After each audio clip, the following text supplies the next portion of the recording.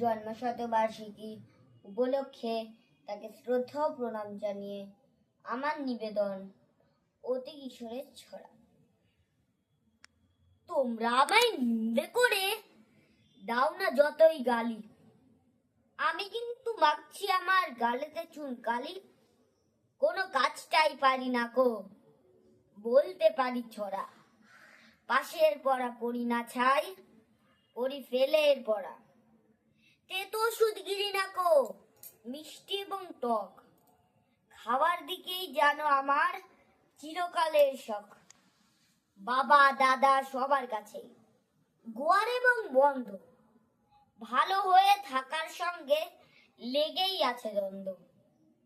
পড়তে বসে থাকে আমার পথের দিকে চোখ, পথের চেয়ে পথের লোকের দিকেই বেশি ঝোঁক।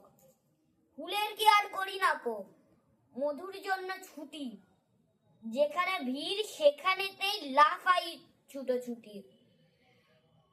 পণ্ডিত এবং বিজ্ঞজনের দেখলে মাথা নাড়া, ভাবি উপদেশের সারে করলে বুঝি তারা।